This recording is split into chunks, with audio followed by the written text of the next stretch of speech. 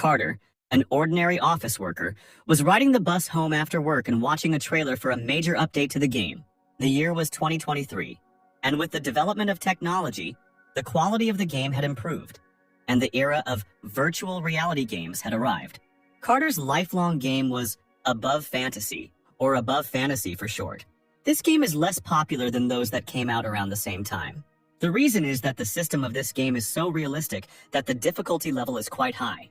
And, unlike other games, where thanks to donations you can become stronger just by spending money, in the game Nadfont, you pay only when you buy the game itself, and there are practically no incentives for charging.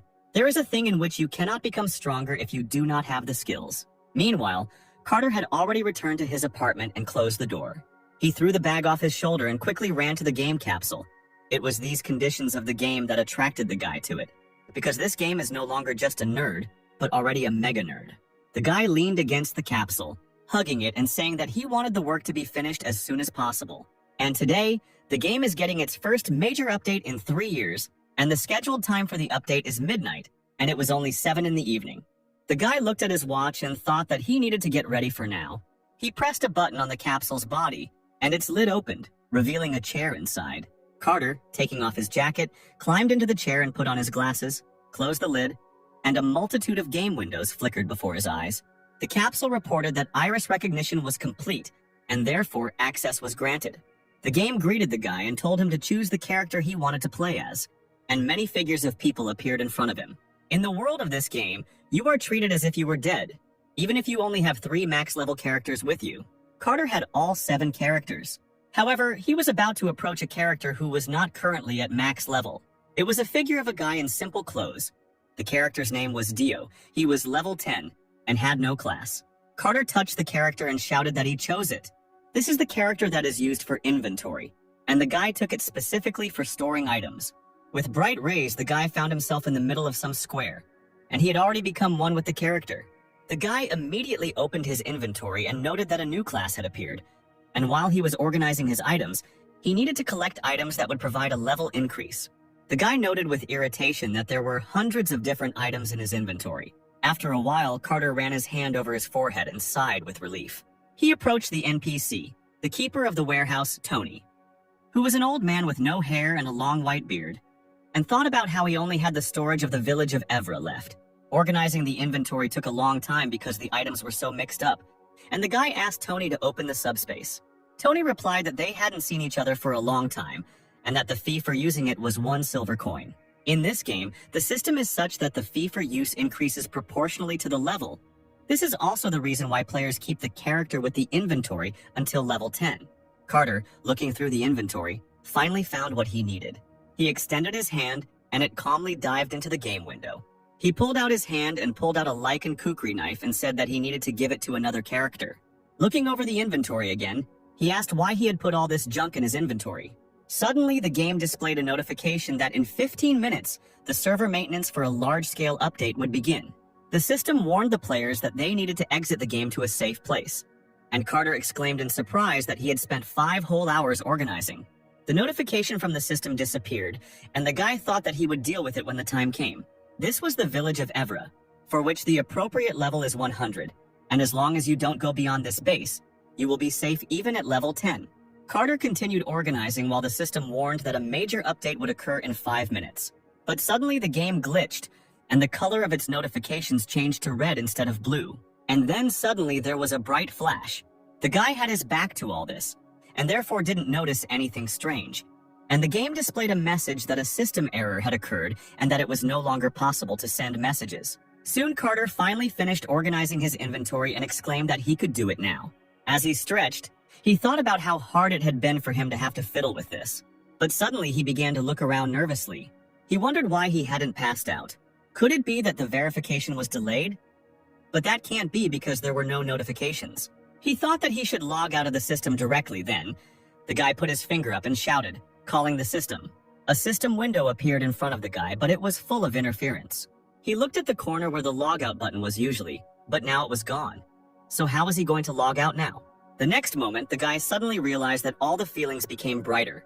And although the technology was off the charts, could the game be so realistic? He looked at his hands, which were glowing slightly blue, and thought that something was wrong. Suddenly, he clenched his fists and thought that it was a rupture in dimensions.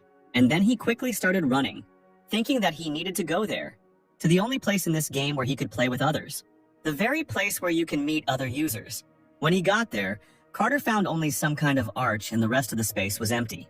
The guy exclaimed in surprise that there should be a gate here, but it was empty. Suddenly, someone crashed into him. As it turned out, it was some little boy who, waving his hand, apologized to the guy.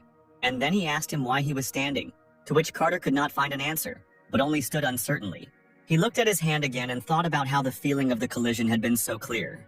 Beads of sweat ran down his face and he wondered if this place was really real. The guy gritted his teeth and thought that this couldn't be happening. This was definitely a game. There was just a glitch, and the touch sensor was probably broken. And so when he got out of here, he would definitely sue the game company. But after 3 days, Carter still couldn't get back, and he had no choice but to accept that the game had become reality. And he was also a character with a level 10 inventory. Meanwhile, a soldier on the training ground shouted for the others to put all their energy into it and swing their swords. Carter stood to one side, leaning his back against the boxes, while the soldier, turning to another, cried out how such a weakling could defend the village. After 3 days of struggle, the guy finally accepted the fact that he was now in the game. However, it hit him hard that he became his own weakest character. However, he could be glad that at least he had money, but still, the fact that he was in the game did not calm him down, and so he desperately grabbed his head, which one soldier noticed. Coming closer to him, he asked what Dio was doing here on the training ground. Carter smiled weakly as he looked at the man, who told him that he was just looking around. The soldier asked the boy how about training together, and he reached closer to the boy, in response to which the boy awkwardly laughed and stepped back, refusing the offer, and he himself thought about the fact that he didn't even have a class, so how could he train? Suddenly, he came to his senses and asked the man why they had suddenly started doing group training. Scratching his chin, the man responded by saying that it was all because of the waves. Even though Evra Village is a peaceful base where NPCs live, there are times when a wave of monsters comes to attack them. You can fight and level up in a team with NPCs, which is much easier than fighting alone. And this is the training system developed by the game company. But for someone coming to a level 100 village with a level 10 character, that would be a disaster in itself. Realizing this, Carter thought that now was not the time to lazily grieve over the current circumstances. After all, it's not a fact that if he dies here, he will then return to his reality. Carter clenched his fist tightly and decided to himself that now he had to try hard. Afterwards, many game windows appeared around the guy. Returning back to Tony, Carter decided that he needed to properly locate his inventory first. He thought that if he changed his character, then he could also change his class. And after finding several scrolls, he concluded that he now had access to a martial arts master and an assassin. However, the guy's character stats were too low for him to change his class. But suddenly he found another scroll that was glowing with purple light, and he noticed that purple color could only be seen when the second stage title changed. The scroll opened, and as it turned out, it allowed you to change your title and move to the second stage depending on your existing status. And this scroll can be used at the altar of the Forgotten Temple, and the guy thought that he can't use it. But suddenly, reading the scroll again, he noticed with surprise that he could use it. Could this really be a hidden part of the game that he didn't know about yet? This game is more realistic than any other virtual reality game, and it has been carefully designed. The guy couldn't find a single bug, and the amount of information provided to users is much less compared to other games. To enjoy the game, you have to track down and find hidden content yourself, which is why there were a lot of bad reviews, but the guy actually liked it. Looking at the scroll, he thought that he had never heard of such conditions before, namely that one needed to be of class 1 or lower and a reputation of 500 or higher. So this was definitely a hidden part that no one had discovered yet. The boy rolled up the scroll and thought that the most important thing for him was survival. However, there are a huge number of secrets in this game that he has yet to uncover, and that makes his blood boil. The guy thanked Tony and quickly ran somewhere. Tony waved at him and told him to come again. Carter then headed to the mercenary guild of Evra Village. He entered the building, where there were already many people, causing the room to buzz with conversation. Suddenly, someone pointed a finger at Carter and asked if he couldn't see that there was a line. Looking the guy up and down, the man noticed that he was not the type of person who could easily afford such a place. Covering his nose because the guy smelled like a loser, the man asked what this pathetic man was doing in the mercenary guild. Carter walked up to the counter and threw something on it and asked to be allowed to meet the gentleman. As it turned out, The guy threw an old Class A mercenary card on the table, which proves that he is a mercenary who has gone beyond the veteran level and reached the expert rank. The girl standing behind the counter looked at the map in surprise. Others who were standing nearby also reacted very emotionally to this. Carter smiled as he thought about how they say that less than 0.1% of mercenaries have such a thing. And the guy had a plan that involved him using this seal to disguise himself as an A-class mercenary. And with the help of a cloak with camouflage charms, he will hide his true identity. Suddenly, Carter reached under his cloak, saying that he wanted to show something. And then he took out some kind of metal and thought that this imperial metal was like a pass to anywhere. But if everyone sees her, then he has problems. Having shown the metal and put it back, he asked again whether he could meet with the gentleman. Meanwhile, the guy was thinking hard about whether they would ask him to prove anything. Suddenly, a step was heard behind the guy, and the man said that it seemed like an outstanding person had come to them. The man was very well built. He bowed his head slightly and introduced himself, saying that his name was Cotton and he was the leader of the guild. And then he suggested that the guy go upstairs and tell him everything in more detail. The guy thought that there was no way he could show his fear now. Folding his arms across his chest, he asked if he hadn't said he wanted to see the master. Cotton bowed respectfully and said that, unfortunately, the guild master was currently absent. But if the guy doesn't mind, then he can listen to him and then convey everything. Carter replied that that was fine then. He would tell him everything. As a drop of sweat trickled down his face, he smiled triumphantly and thought that now all that was left for him was negotiations. The man and the boy went upstairs and Carter told them everything. In response to which Cotton asked him again about what he wanted them to instruct him to go to the Forgotten Temple.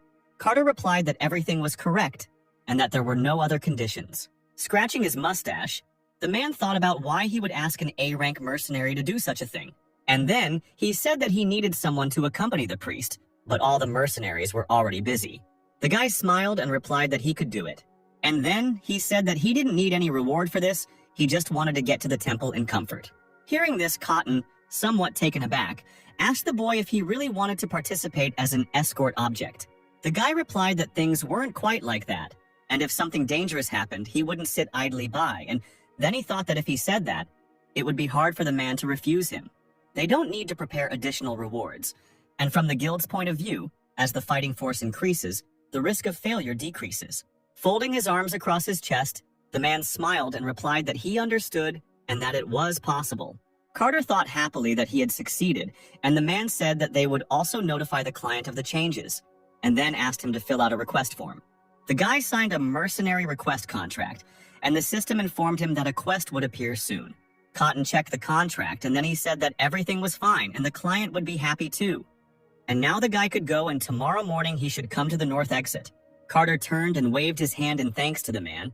As he walked out the door, he thought that he needed to go back and prepare carefully, because if his identity was revealed, he would be in trouble. Meanwhile, Cotton smiled strangely after him. The next morning, several mercenaries were discussing that an A-class mercenary would be participating with them. Another mercenary asked what this mercenary was doing in such a remote area, but suddenly they noticed Carter approaching. One of the mercenaries extended his hand to Carter, asking him if he was the mercenary rumored to be there, and he then introduced himself, saying his name was Raymond. Carter replied that his name was Monty. The guy shook the hand extended to him, thinking that at first he had used a pseudonym, as he had planned, but something was wrong. Carter was surprised to find that only 4 guards, including himself, were sent on the mission. He scratched his chin, thinking that they must have cut down on the number of people accompanying him since he said he would be participating. And then he noted with irritation that this Cotton had fooled him. Suddenly, Raymond spoke up, asking if the client had arrived yet. Suddenly, a young girl with red hair that was braided into ponytails ran up to them, and she was dressed in blue, and the girl asked the men if they were her escorts. Stopping, she began to catch her breath and apologized for being late. And then she, putting her hand on her chest, said that she was entrusted with a mission in this temple, and her name is Clara, and she is a priest of the Temple of the Moon. The other mercenaries also began to introduce themselves as Carter watched them out of the corner of his eye, and he noted that her clothes looked shabby. Apparently, she had been through a lot as well. Suddenly, the girl turned her head, noticing someone looking at her. The guy noticed with surprise that the girl was looking at him. The question immediately popped into his head. Does he look suspicious? But perhaps she was looking at him out of curiosity, since it was not often that you met Class A mercenaries, and then they set off on their journey. After some time, it was already dark, and they set up camp and made a fire. One of the mercenaries, pointing his finger at the map, said that tomorrow they would head towards this camp. And it's a bit of a detour, but it's safe, so they're not in any danger. Raymond agreed with the man and said that this was the safest way. But suddenly Carter, who was leaning against a tree, spoke up and said that they needed to take a shortcut. After all, if they go to Camp 3, they will stumble upon a cave there, with the help of which they will quickly get to the temple. Raymond approached the guy and said that they knew this area better, and the path to Camp 3 was still unclear. Carter replied that he could find a better way than he could with his eyes closed, and that it would be much quicker if they crossed the cave and went through the Danville woods. The man cried out that he didn't know what kind of monsters were living in this forest. The guy thought that he himself did not want to go there. But the longer they went, the more likely it was that he would be discovered. And then they will realize that he is not an A-rank mercenary, but just a level 10 character without even a class. He thought that he had to keep this in mind, and he had to never be afraid. And he had to break through. He had to act confidently. And then he firmly said that he was definitely heading towards the third camp. And considering the ladies' endurance, wouldn't it be better for them to take a closer path? And then he said that he was participating in this quest for fun, and time is money. Meanwhile, he thought that they must be very angry since he himself asked, and now he is still indignant. And then he asked Clara what she thought. Awkwardly looking away, she said she wanted to go the faster route. The rest of the mercenaries sighed wearily. And then Raymond said that so be it, but if suddenly something gets out of control, he hopes that Mr. Aranga can resolve everything for them. Carter told them not to worry, but he himself was glad that he was able to so easily attract the girl to his side. The next morning, Carter got up and began to stretch. And then he noted with irritation that his whole body had become stiff. But if this were all a game, just one night of sleep would remove all his fatigue. But now that all this has become his reality, he will simply die of exhaustion. Raymond turned to Carter and asked him if they would definitely reach the cave if they went this way. To which the boy replied that they would definitely. And if they deviated from this path, they would end up in werewolf territory, so it would be better for them not to do that. But suddenly the man went somewhere to the side, which angered the guy a little. Looking at the guy, the man asked why he should obey him. Carter was at a loss for words and thought that he was probably very upset about yesterday, but he could use it to show them who was boss. Sometime later, the mercenaries decided to stop for a short rest. But suddenly someone's loud cry was heard. It turned out it was Raymond, who was running from a werewolf, and the system reported that he was suffering from bleeding. Carter, noticing him, said with a smile that he had warned him to be careful. The other mercenaries, taking up their weapons, rushed to help their comrade, and one of them shouted for Carter to help them instead of watching. The guy waved his hand and replied that he had warned them, and therefore they should deal with it themselves. This statement angered the mercenaries, and one of them shouted that all he could do was talk. Folding his arms across his chest and smiling, he told Clara to stay behind him. And then he thought that this was a great opportunity to test the strength of these mercenaries. A fierce battle began. The werewolf swung his claws, and the mercenary defended himself with a shield. Carter thought that even though they were D ranks, they were still above level 100, and therefore these werewolves are not their opponents. And just at that moment, the mercenary struck. Suddenly, Carter glanced to the side and replied that Raymond had been attacked by 2 werewolves. His eyes darted the other way. He looked at the other werewolf and concluded that this one would die soon. Suddenly, the guy pulled out some small club from his cloak, thinking that he had demonstratively called himself an A-rank mercenary, and now it was time to show his cool side. The guy, throwing the weapon over his shoulder, walked forward, telling the girl that he had to help them.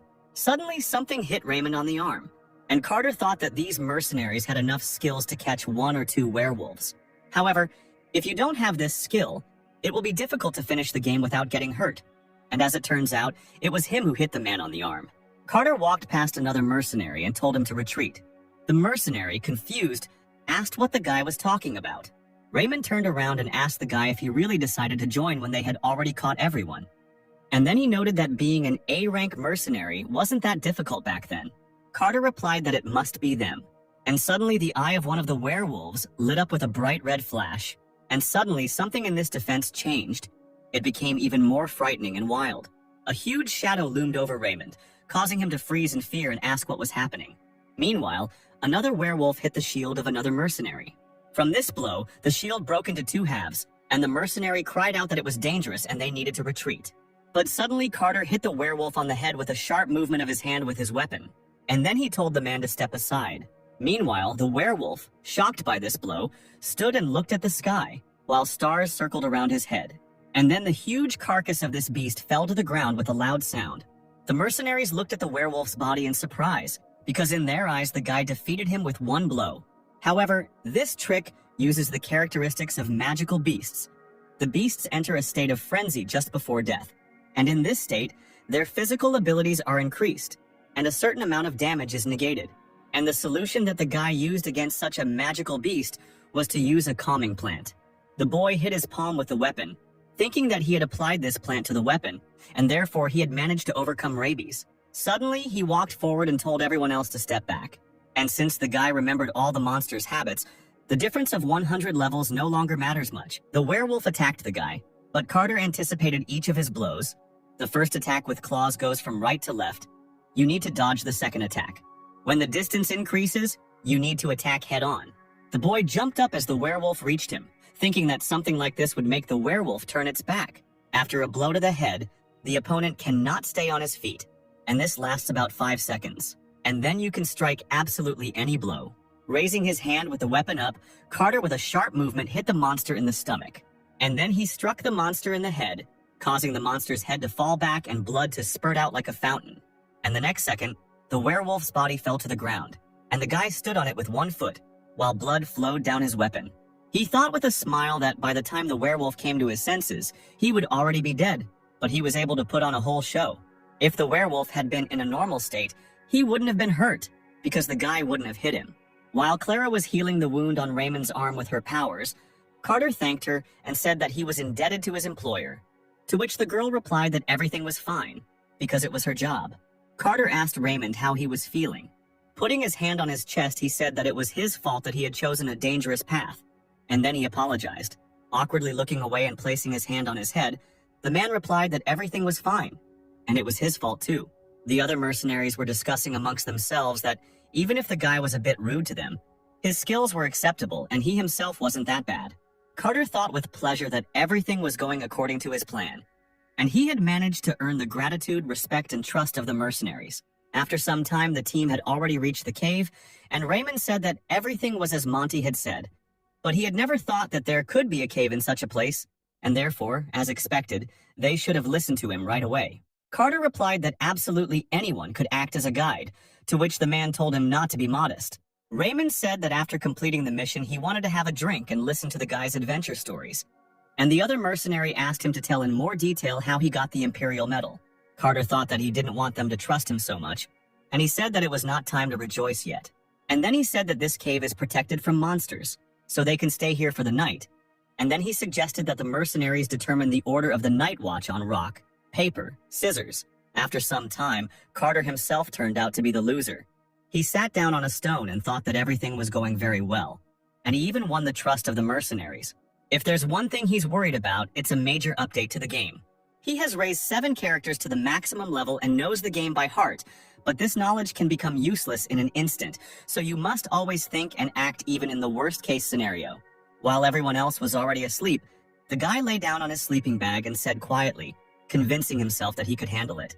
The next day they set out again, and along the way they encountered a wooden monster, in which someone immediately made many holes. As it turned out, it was Carter, and the mercenaries began to clap for the guy.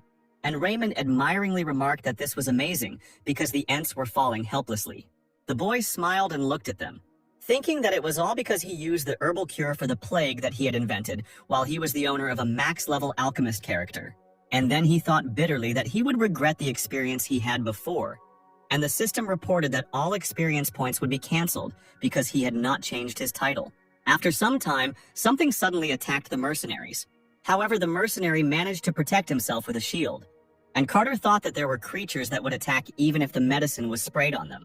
Suddenly, he told the mercenary that it was best to block the stalks of the husky and the ent, but not with a shield. At another point, while Raymond was swinging his sword, the boy told him that it was better to be more aggressive when fighting enemies with status ailments. After trying it, Raymond responded with admiration that it really worked. The others admired him as well, and Carter thought that he still instinctively gave advice. After some time, the team finally reached some large tree. Carter scratched his chin and noticed that it had to be around here somewhere. He started walking around the tree trunk, looking for something, and suddenly he made a sound. As it turned out, he was looking for some hole in the ground from which a faint glow was emanating. The mercenary asked the guy if he could get through this narrow hole, and he replied that he could. and that this was the shortest path to the temple. Raymond asked the other man if he thought he would get stuck, to which he replied that he said he needed to lose some weight. Carter, meanwhile, extended his hand to Clara and warned her to be careful. Blushing slightly, the girl placed her hand in his and answered affirmatively. Carter told her with a smile that they were going to fall now. So she shouldn't worry, the girl asked again. But the guy didn't explain anything to her. And then they jumped into this hole and flew down, while the guy was still holding the girl's hand. Sometime later, they finally landed somewhere, sitting on the floor and holding her head. Clara asked what was going on here, and then she stood up and began to admire the decoration of the temple. Meanwhile, the rest of the mercenaries also landed on the floor with a loud sound, and Clara noted that there was space there, and now there was wall painting. Carter scratched his chin and wondered what these frescoes meant. They must be the main plot device and clues. Looking at one of the frescoes, he thought that, as far as he remembered, this fresco depicted a battle between an evil god and the moon. A battle between an evil god who follows the demon god, the source of chaos, and the moon god. Raymond also looked at these frescoes. Suddenly, he pointed to one of them and asked another man standing nearby what this fresco looked like, whether it was really an execution ceremony. The man replied that the other was an idiot, and that the fresco depicted an inauguration ceremony, and the man in armor was a knight. Suddenly, Carter pushed Raymond back and shouted for everyone to stop and step back. Looking at the fresco the man was looking at, he noted that they were different from the frescoes he knew. Suddenly, he remembered something, and he immediately thought about the fact that this fresco depicted the knight he saw in the trailer. Suddenly, Clara spoke up and said that it was a prophetic book. Putting her hands together, she said that she had seen many things in temples, but this was the first time she had seen something hidden in such a passage. Carter, remembering that Clara was a priest of the Church of the Moon, asked her what this phrase meant. Looking again at the phrase that was written on the wall, the girl replied that it was an ancient sacred language that was no longer used. And then she decided to translate this phrase. And the translation of this phrase turned out to be the words, "The end of the world has come." And Carter immediately remembered the trailer and the night from it. He immediately remembered the first verse of the song from the trailer, and it hit him. It dawned on him that a new event was currently taking place in the temple, in which he had not yet taken part. The guy thought that it was scary, but he still had to move on because it was the only way for him to survive in this world. Turning to his comrades, he said that they needed to go to the temple. As they walked further and further, approaching the temple, everyone admired the architecture. Suddenly, they noticed a statue standing on one knee and holding a spear in its right hand. Carter, looking at the statue, replied that first there was the fresco from the previous video, and now there is also the knight in armor from the trailer. Clara blushed a little and noted that it was a very beautiful stone statue. Carter said that he felt like she could start moving at any moment, and he himself thought that it would definitely happen someday. But Clara happily began to calm the guy down, telling him that there was nothing to worry about, because the church had already confirmed that there was no risk here. But the guy didn't believe it, but didn't show it. And he thought about how when an NPC comes along, everything changes. And if this statue is indeed the guardian of the temple, then he definitely did not come down to fight with it with such force, and will be killed in the blink of an eye. Suddenly, someone exclaimed that he saw an altar, and the system reported that they had entered the area of the lost ancient heritage. The system reported that the first condition of the quest had been successfully completed, and Clara meanwhile bowed to the men, thanking them, and saying that thanks to them they all arrived safely. The guy thought that the mission of accompanying the priest was completed, and the next goal was to change the character. And suddenly, the next second, the same scroll from which purple light emanated appeared in front of the guy, and it immediately opened. The boy's eyes widened in surprise, and the system reported that the hidden conditions of the ancient legacy had been fulfilled. And suddenly, the writing on the scroll began to glow, and everything around started shaking. Clara asked, confused, what was going on here? Meanwhile, the statue also began to shake and pieces began to fall from it. But suddenly the statue's eyes glowed purple, and suddenly the entire stone flew away from it, revealing something black. Raymond, in a panic, drew the others' attention to the light emanating from the statue. Hearing this, Carter looked in that direction in fear and confusion. And as it turned out, now instead of a statue, there was a huge knight in black armor. Carter, seeing this, finally realized that this statue was not a guardian. And this is the Death Knight, an enemy that even level 300 players fight, a cursed paladin who transcends death. The guy chuckled and said that this was definitely not the kind of monster that would appear on a level 100 field. He pursed his lips as he thought about how there were more than 300 Death Knights on the level 100 field. And so his nerd instincts speak for themselves that this is an unexpected event, and therefore defeating the Death Knight is not the end goal. The developers are very secretive about their intentions for planning all the events, so there must be another way to deal with this. Suddenly, another scroll flashed next to the guy, and the system said that the guy had a book of changes, and a forced hidden quest was activated. Carter placed his palm on the scroll, and the system informed him that he was to receive the Death Knight sword. And suddenly, the guy remembered how he searched the internet for a strategy to easily defeat a Death Knight. To which someone said that anyone who chose a paladin knows how weak he is against divine power. Among the NPCs, you need to take a priest, and you need to put the shield used by the priest on the Death Knight. If you do this, you can crush the Death Knight, break his shield, and skip phase 1. The guy thought that this was exactly what he needed, but suddenly the floor around him burst into flames. The knight extended his hand and asked how the boy dared to enter the sanctuary. Clara suddenly exclaimed, turning to the guy, that it was dangerous. Carter responded by walking up to her and grabbing her shoulder, telling her to prepare her holy shield. And he thought that the trigger that caused this sudden event was the change of his title. So the event requirement will likely be level 10 or below and no class. Clara asked the guy if he was really going to fight, and then she exclaimed that she would not allow this because there was no chance of winning. Carter took the girl by the shoulders and leaned down to look into her eyes. And then he said that they would not be able to escape, and therefore she must put the holy shield on the Death Knight as soon as possible. The girl looked behind the guy's back at the knight, and he once again urged her to hurry. The girl's body shook slightly with fear, and she gripped her staff tighter. And then her staff began to glow, and she closed her eyes and cast a spell. The protection of the holy moonlight will protect us.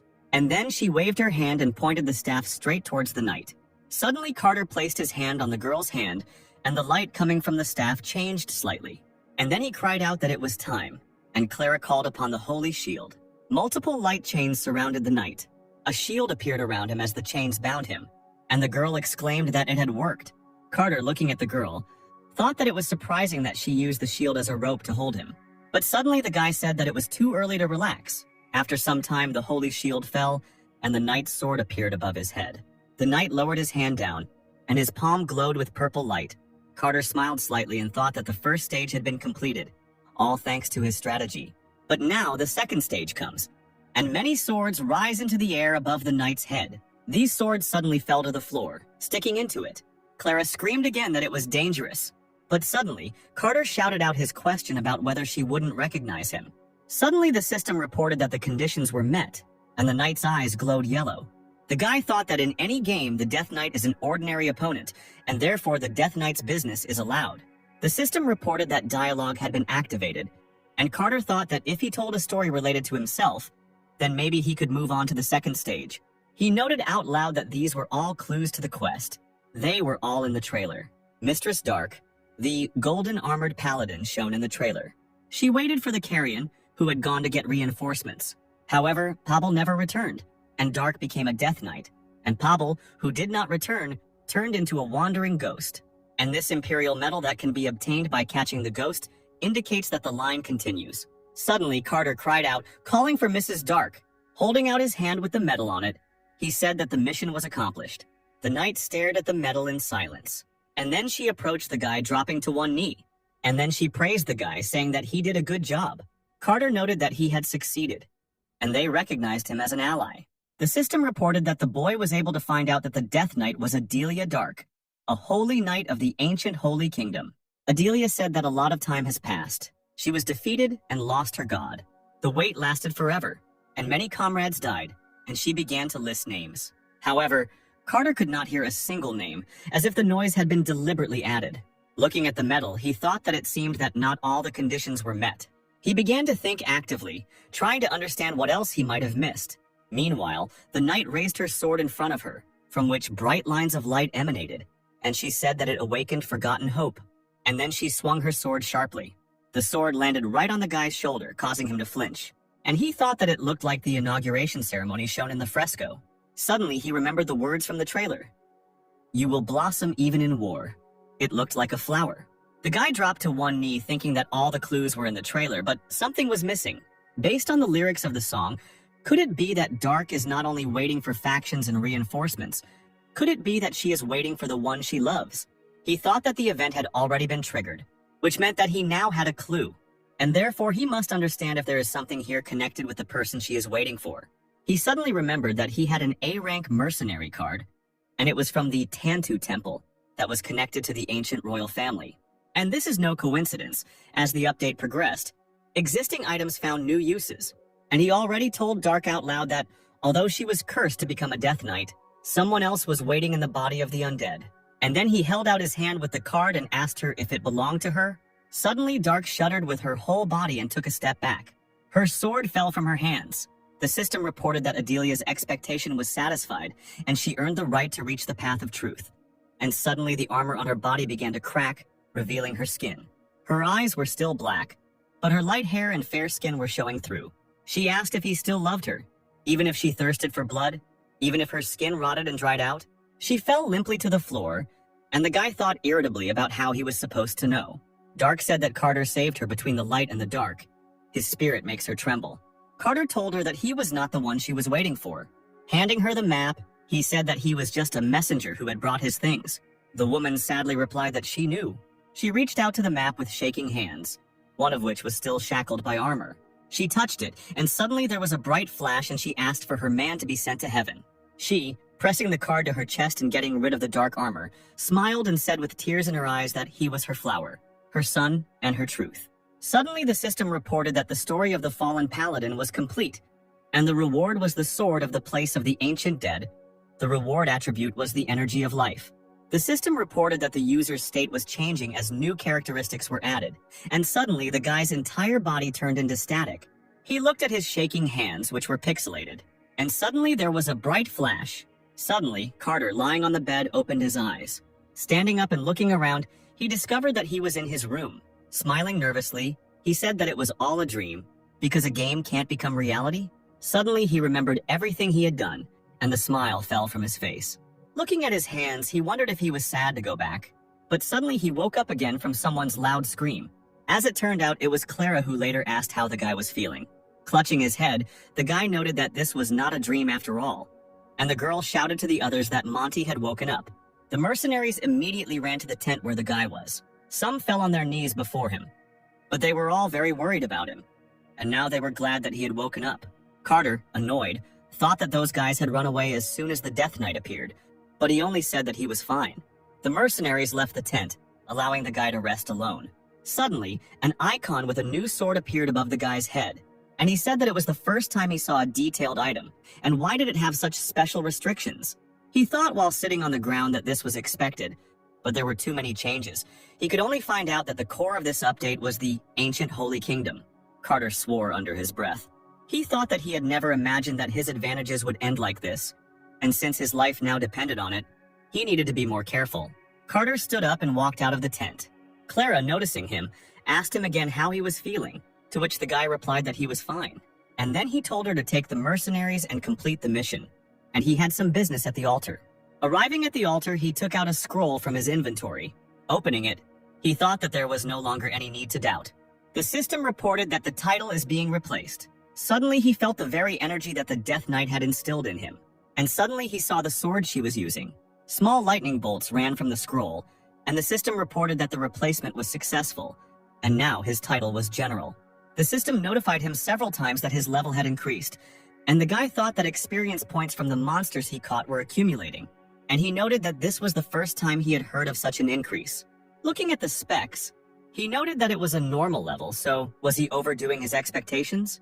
Clara told the guy that they had completed the mission, and therefore they needed to return to the village. Suddenly, she asked him if everything was okay. Carter looked at her, smiled slightly, and said that everything was fine. After some time, they finally returned to the village of Evra. Raymond said that as expected, A-rank special training is not easy, and yet he feels stronger. Carter thought that he used it to level up. The man suggested that the boy return to the guild and report, to which he replied that he was tired and did not ask for a reward at all. Suddenly, Clara cried out that although the boy did not want to receive the reward, but since special circumstances arose, the Church of the Moon would provide him with a reward. Raymond told Carrier not to be so mean and offered him a drink. The boy thought he sounded like an older brother, and then he thought he was attached to these guys, but now he has things to do first. And then he turned and walked away, waving his hand, and said that he had urgent business, and he himself thought that it would be better for him to stay away, since he had lied about his identity. The mercenaries looked after him with disappointment and sadness. Once he reached the room, Carter was finally able to remove his hood, And then he told himself that now he needed to seriously prepare. The reason he took such a risk and measured the title was because of the monster wave. Carter brought up the status window and a blue game window appeared in front of him. In this window, he noticed the class Forgotten Swordsman, and he noted that, as expected, this was the first time he saw it. He thought that it might be related to the Death Knight and Adelia Dark, because the red energy he received from the Death Knight was the key to the shift. He thought that he needed to calm down, because this wasn't the first time he was leveling up a character. I don't know anything. But suddenly he came to his senses. All other max-level characters have been leveled up following his path. But the difference now is that it's now a reality. Carter clenched his fist and told himself again that his yellow wave of monsters. And so he needs to focus only on this. He thought that now he needed to test the skills he had gained when he changed his title. The first skill was Vow of Liberation, which could neutralize all of the target's deviations by consuming the stamina of the one who uses the ability, and 10% of the caster's stats would be lost whenever he made a contract. Carter wondered if this was too risky. Isn't it a good skill to destroy characteristics? And if the subject is stronger than him, the skill won't work. And if he is weaker, it will be useless. Is that good? The next skill was Cutting. Carter asked in shock if this was just a normal hit. However, this was also a skill, so he decided to try it. And suddenly the space under his feet glowed red. The wind picked up and the system reported that the skill would change accordingly depending on the player's status. The boy looked at his hand and noted that it was the red energy he had received from the Death Knight. Suddenly, the system reported that the power of the Forgotten Swordsman recognized the Seal of Fire, and the skill cut was changed.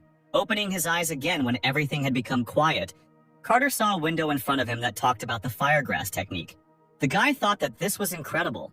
The skill development conditions appeared before him, the fourth of which was unknown, and Carter now understood why he had such a title. After all, his skills are now modified by the power received from the Death Knight. He noted that the Flame Essence, which is the condition for skill development, is stored in the inventory in another city. While packing his things, the guy thought that first of all, he needed to level up to improve his skills. After some time, he reached a place where he began to kill level 83 armored turtles.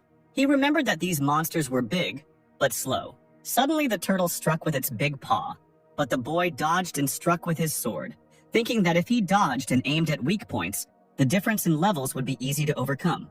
Carter was already level 36. After killing the turtle, he noted that it was not for nothing that he raised the sword to the maximum level. However, if he had a better sword instead of this basic one, he would have been able to do it faster, but he couldn't use the weapon he had in his inventory since it didn't match his level. Thinking that he still had a lot of work to do, he continued to kill turtles, raising his skill level. He had to go further because who, if not him? After some time, the guy's skill level was 38.4 out of 100. And after some time, Carter finally reached level 50 and he leaned tiredly on his sword. There were a lot of dead turtles around and the guy fell to his knees on the ground. His face looked tired and he thought that he was on the verge of collapse. But now he just needed to take the items and that was it. Meanwhile, there were 5.5 hours left before the wave of monsters. Meanwhile, the knights in the city were preparing with all their might for this wave of monsters. Meanwhile, they were getting closer and closer to the city walls. Having noticed them, the archers were ordered to stand at the ready. And then a multitude of arrows began to fly at the monsters from above. These arrows hit the monsters, sticking into their bodies. The knights were ordered to use shields, and they held them out in front of them. And a fierce battle began. The commander cried out that ranks number 3 were disorganized, and he ordered that this be corrected. He ordered the spearmen to remain in formation. Suddenly, someone quickly moved past him to have lunch, and then this someone, with a sharp movement of his hand, cut the monster with a sword. The knight, noticing this man, joyfully cried out that this was the mercenary Monty. The knight, shaking his hand, thanked him, and said that it seemed the boy had gained some fame. Suddenly, the knight noticed that the guy looked somehow familiar, which made him shudder. Carter thought that he actually knew this NPC. The knight asked the guy where they could have met, in response to which the guy only replied that it seemed to him, and the answer was a look. The man said that in any case he was grateful, and it was very encouraging that he was an A-rank mercenary. And then he said that his squad would help him, to which the guy replied that they could rely on him. And he himself thought that the difference in levels between him and the monsters was almost 2 times. And then he decided to use the confidence lens. Using this technique, he was able to see the health bars of all the monsters, thinking that it was all thanks to the training items. As he cut down the monster, he thought that he was now aiming for only a critical hit. Carter continued to swing his sword, killing the monsters. The knights admired his courage. Suddenly something flashed past the guy's head, and he turned his head to the side. He jumped up to strike from above, thinking that anyone could kill them with one blow. He thought that due to the seriousness of the situation, he couldn't form parties with NPCs, and therefore he wouldn't be able to gain experience unless he killed them himself. Suddenly, someone's paw hit the guy, but it missed his shoulder. Carter turned and plunged his sword into the monster's body. The knight remarked that he couldn't believe that he was using a large sword, to which the mercenary replied that the guy was an A-rank mercenary. Suddenly, Carter looked to the side and noticed a werewolf with a small amount of health. He took a green leaf into his mouth and thought that he hated the mad werewolf. And then he suddenly jumped up, attacking the werewolf from above. Having flown onto the werewolf's back, the guy plunged his sword straight into the monster's neck, and its end came out on the other side. The knight whom the boy saved thanked the boy, but suddenly he was pulled back. As it turned out, another monster was about to attack the man, but the guy quickly noticed this, and pushing the man away, he hit the monster with a sword. The man sank to the ground in surprise, while Carter noted that all this irritated him, and he looked at the status windows that showed the experience gained. As he walked away from the man, he thought about turning off the status windows for a while. Meanwhile, the other knights continued their fierce battle. Carter looked to the side and saw several praying mantises there, which were low on health. He gripped his sword tighter, and then he quickly ran towards them, thinking that they were the very prey he was looking for. With a sharp movement of his hand, he swung his sword, striking at the bodies of the monsters and killing one of them. The guy killed the second one, and the knight fell to the ground, screaming that the attack was not too strong, and the monsters would strike back. Moving deftly, Carter replied that it would not be so. And then he struck the third monster, killing it. The knight asked the boy why he would attack like that. Carter then swung his sword around himself, killing another monster. And then he plunged his sword into the last fifth monster. And suddenly there was an explosion. The knights stared at this in surprise, not expecting the guy to use magic. They asked in surprise if this guy was really a magic swordsman. The monsters were blown to pieces by the explosion, and the knights exclaimed that it seemed the rumor that he had received the Imperial Medal was true. Some time ago, Carter sat down tiredly on the ground and noted that he had finally reached level 100, and now he had unlocked a new skill. Explosion. The guy began to read the description of the skill, and he became more and more surprised. Standing up on his feet, he asked again whether he could now really blow up to 5 characters that he touched with the tip of his sword. As he pictured this in his mind, Carter began to think that there was a downside to such skills, as they could also affect the caster. Then an idea suddenly occurred to him and he grinned. As it turned out, Carrier managed to find armor in his inventory that protected him from fire. The armor glittered in the sun, and the guy thought that he was now completely resistant to explosions. And then he rushed forward to attack again. He ran forward quickly, swinging his sword, leaving a trail of explosions behind him. He was now invulnerable to fire, but the monsters were very vulnerable. Suddenly, someone shouted that a huge monster had appeared on the battlefield, which made the guy freeze. As it turned out, this huge monster was a level 150 guillotine bear.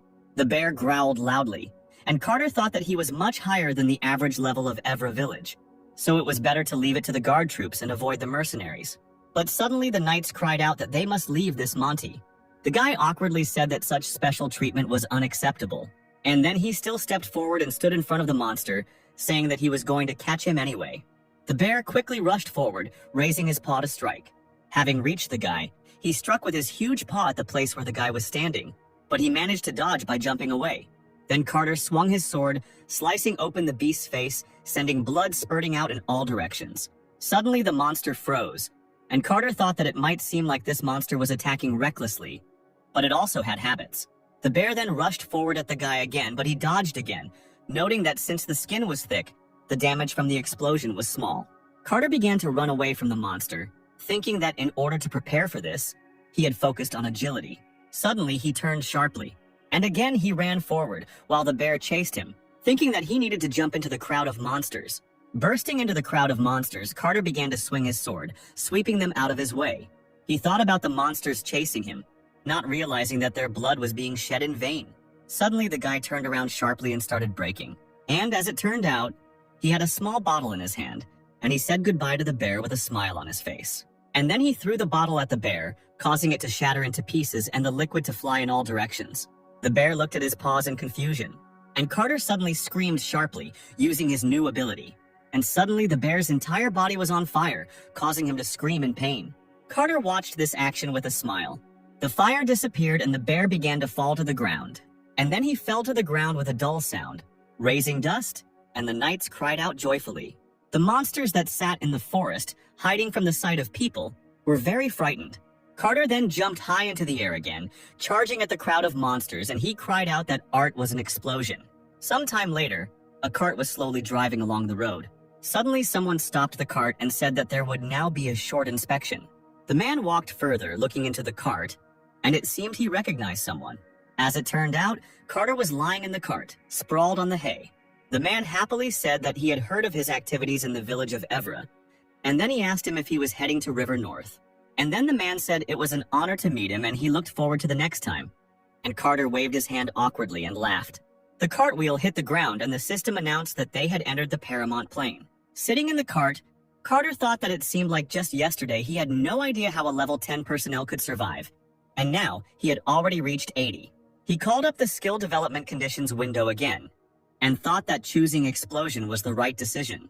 He thought that now he was going to the storage in North River for the essence of flame. There, he would be able to take items into his inventory upon reaching level 109. Scratching his chin, he wondered what else he needed to do. And then he turned to the cab driver and asked him if he could ask a question, to which the man replied that he could ask about anything. The guy asked if there was any news from the Empire, the man thought. And then he began to tell, saying that about 10 days ago, a group of bandits raised an uprising in the west, and the third prince also recruits troops for himself.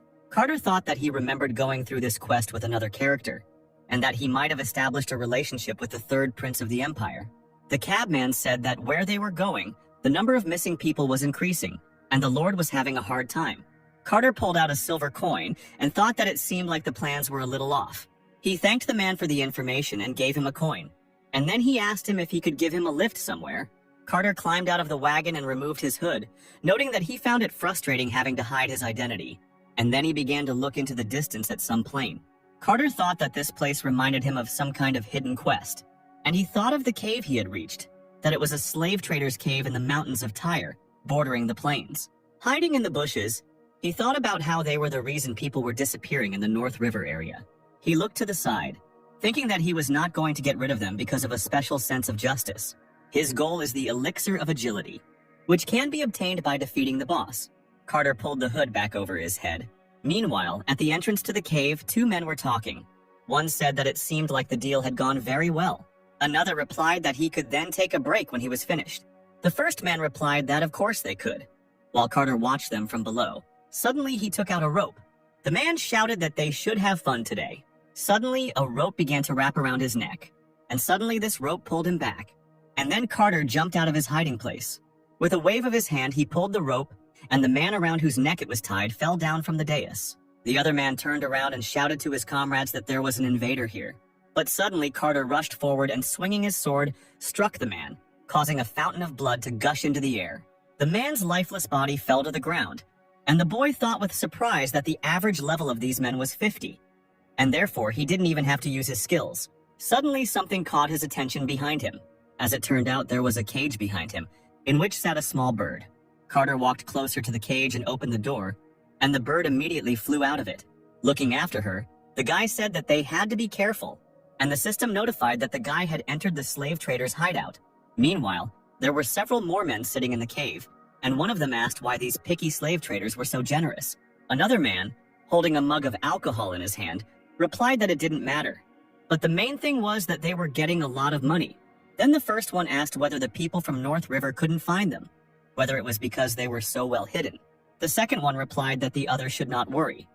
And then he said that the greedy nobles would not spend their own money on a search. They would not even think about finding this wide plain. Suddenly, a barrel rolled forward. The man, still holding the mug in his hand, looked at her in surprise, breaking away from the conversation. Another man stood up from his seat and asked irritably what kind of bastard dared to disturb his boss while he was drinking. Suddenly, Carter smiled faintly and asked what was wrong with that. He approached the men, holding his large sword on his shoulder, and asked if the men had not drunk enough already. Suddenly, someone's hand fell out of the barrel that rolled into the cave with a quiet thud on the stone floor. The men stared at this in surprise, and then they rushed to attack the guy with knives and fists, screaming that he was a scumbag. And did he really think he could get out of here alive? The guy, still with a smile on his face, held his sword on his shoulder when suddenly a flash of light flashed. As it turned out, the guy quickly swung his sword, attacking the men who wanted to kill him. Others also tried to attack the guy, but they also ended up being killed by Carter. The body of one of the slavers fell to the stone floor right in front of their boss, causing him to stare in surprise. A small tremor of anger ran through his body, and he frowned and clenched his jaw. Carter lowered the tip of his sword, dripping with blood, and said that he had dealt with the rest on the way. He slung the sword back over his shoulder and told the man that he was the only one left. He grinned and said that this was all so exhausting, and that they should finish it quickly. After some time, someone's bloody hand desperately reached forward, and its owner cried out, begging for mercy. As it turned out, it was the same boss of the slave traders. He was lying on the floor, trembling slightly, and he asked the guy what he wanted. The man tried to crawl further and further away from the guy, and he desperately cried out that he was only following orders. Carter frowned as he looked at the man and thought that he knew this man had to die. He thought that, however, he felt unsure, but still the guy raised his hand with the weapon, and he asked the man if he ever felt sorry for anyone who deserved to die. And then suddenly blood spurted in all directions. After showing himself a little, Carter found a small key with blood dripping from it. Straightening up, the guy looked around the room in search of the chest to which the key belonged. He crouched down in front of the chest and inserted the key into the keyhole and turned it. The chest opened and Carter took out a potion of agility, and the system announced that, thanks to the potion of agility, the stats were increased by 5. Carter pulled the cork out of the bottle and began to drink the contents. Having finished it to the bottom, he happily noted that he felt that all the fatigue was gone, and the system notified that the dexterity indicator had increased by 5. Carter told himself that it was time for him to hit the road now. But suddenly he heard someone's voice asking if there was anyone there. Touching the wall of the cave with his palm, he thought that he heard a voice coming through the wall. The boy scratched his chin and thought about the fact that the slave trade was over, so there shouldn't be anyone else here. But suddenly, someone's image appeared in his head. After walking around the cave for a bit, Carter found the very place he needed to go. He touched the wall of the cave with his hand, and suddenly everything around him began to shake. And after a few seconds, a passage opened right in front of the guy. Moving forward, Carter looked around as he passed the cages in which people were sitting.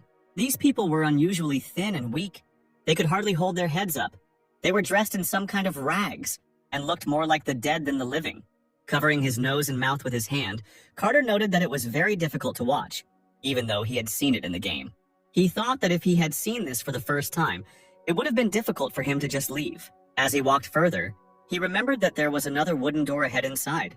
Carter pushed the door and it creaked open, and he walked forward into the next room. In this room, in some kind of magic circle, a girl was sitting. Her hair was white, and she was dressed in a white dress, her head was lowered low, and her hands rested on her knees. Hearing someone enter, the girl raised her head and looked at the stranger, and then she quietly asked him to kill her. Having seen the girl, Carter was finally convinced that she was exactly who he thought she was. He remembered that a gang of thieves had sold this girl to a sorcerer, and this minor character was to become a sacrifice. Her older brother is Sigmund, the second in command of the North River Knights, and this incident caused him to appear. This incident caused the emergence of the strongest swordsman of the Luna Church, also known as the Knight of Justice. The boy folded his arms across his chest and thought that the death of this girl named Sepia was therefore one of the most important events. And it's not that the players didn't try to save her. It's just that no one succeeded. Not a single potion helped her free herself, because there is a status ailment called the Brand of Death. Taking up the sword, Carter thought about how this girl was considered a character whose death was inevitable. Sepia repeated her request once more. Carter looked at her, frowning slightly, and thought about how this was his opportunity. Carter called up the system windows, which told him that his skill, Oath of Liberation, made a pact of liberation, and if the target accepted the oath, all of its deviations would be neutralized, and the caster's stamina would be spent. And after that, the target would become dependent on the caster, and 10% of his stats would be spent upon each pact. Carter's gaze caught on the words that all deviations in the target's status were neutralized. He thought that he didn't yet know if this skill could remove the stigma of death, but for some reason he was sure that it was possible. However, there is one problem, namely that 10% of the characteristics are consumed. Frowning, the boy wondered if it was worth it to take such a risk in order to subjugate Sepia. But suddenly he came to his senses and his eyes opened wide. He asked himself what he was thinking about just now. He thought about being in a game, but he shouldn't forget that this is now his reality. He caught himself thinking that a man was suffering before his eyes, and he was standing there, lost in thought. And he immediately remembered how, without a twinge of conscience, he had chopped down slave traders. Gritting his teeth, he thought that he was not like them at all. He was not a monster. Suddenly, Carter got down on one knee, approaching the girl. He looked at her seriously and said that he would save her. The girl looked at him in surprise, and he told her that there was a way to remove her curse. He spread his arms and asked her what they should do. After being in shock for a while, Sepia finally collected her thoughts and nodded silently, her face looking insistent. Carter smiled in response and extended his hand to her. The girl placed her hand, shackled, into the boy's hand. The system reported that the Level 1 Liberation Oath had been used, and the subject had accepted the contract, and suddenly everything around was filled with bright light. The system informed him that stamina was consumed depending on the status condition, and if the guy ran out of stamina, the contract could become invalid, and it asked if he wanted to continue, to which Carter immediately replied that he did, and the next second this light became even brighter. Carter closed one eye and gritted his teeth, asking what the hell was going on here. Meanwhile, the light became even brighter, filling the entire space of the room and blinding the guy and the girl. The system reported that a hidden quest saving Sepia was discovered. After a while, Carter slowly began to open his eyes. He remembered that the light burst out of his hand, and suddenly a hidden quest appeared. But, as it turned out, the guy woke up not in the room. Somewhere a whole crowd of monsters was running, some of which were flying from above. Knights in golden armor ran towards them. Suddenly, Carter noticed a pattern on the helmet. He thought that this was the first time he had seen such a pattern. Suddenly, a three-headed dog appeared somewhere. Suddenly, something exploded in the dog's mouth, and Carter thought that if this continued, he would lose. But suddenly, a bright flash appeared somewhere above, and a girl appeared in the sky. Suddenly, Carter noticed that she was looking at him.